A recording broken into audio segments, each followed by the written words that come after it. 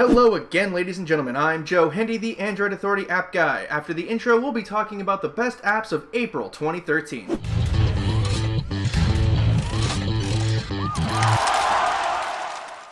First on our list is a game called Cut the Rope. This is a very good looking yet simple puzzle game that takes an old crusty puzzle game formula and helps freshen it up a little bit. It does a pretty good job too. At the time of this video, it's rocking a 4.9 rating in the Google Play Store. That should give you a clue as to how good it is. Here's how the game works. You have to feed two adorable little monsters candy in every round. To do so, you must slash ropes and chains, use special powers, and overcome obstacles to get the candy to each monster. Each level gets a little bit harder, and instead of assigning 3 stars based on score, the 3 stars are actually in the level and you must collect them. Both free and paid versions are available in the Google Play Store. If you've played the first 3 Dungeon Hunters from Gameloft, then you know what kind of game to expect from Dungeon Hunter 4. For those who don't know, Dungeon Hunter 4 is a hack and slash RPG where you explore places, kill bad guys, and learn new skills. Unlike the previous 3 games, the 4th reportedly has a decent storyline. Some Google Play reviewers have gone so far as to say that this is what the previous 3 versions should have been. Aside from having an improved storyline, the game has improved pretty much everything else too.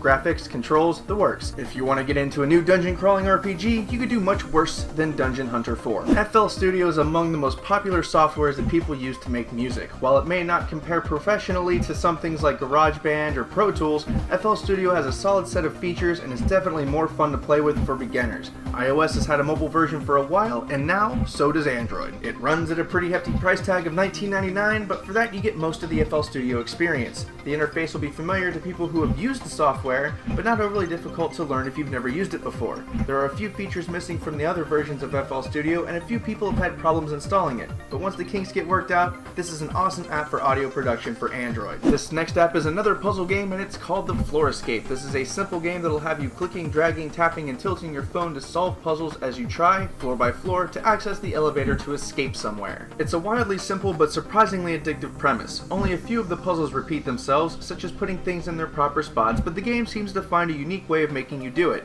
It's fun, addictive, simple, and some of the puzzles are genuinely difficult to figure out. Not impossibly so, but we came across a couple of noodle scratchers. Next on our list is Iron Man 3 and, consequently, the second Gameloft game to make the list this month. This is actually a really nice game when it works properly. The graphics are really good for a mobile game, the controls are good, and the gameplay is fast-paced. The only issue we had with it were there were a couple of parts of the menu that lagged, even on the Nexus 4. Otherwise, everything went swimmingly. It's free to download and play in the Google Play Store, and unlike most free runner games, this one actually has a storyline. Who would have thought it? Ninja SMS is a unique SMS handling application that is really nice for people who text a whole bunch. Instead of notifications and having an app to open, Ninja SMS opens a small window whenever you get a text message. You then open the window, reply, close the window, and go back to whatever it was you were doing. This takes significantly less time than opening the texting app, replying, backing out of the text app, and then reopening the app you were running. So people who send a bunch of texts every day will find this pretty handy. In the main app, you can change things like the theme and who your favorite contacts are. The next app on our list is surprisingly popular for how simple it is, and it's called Split Camera for Instagram.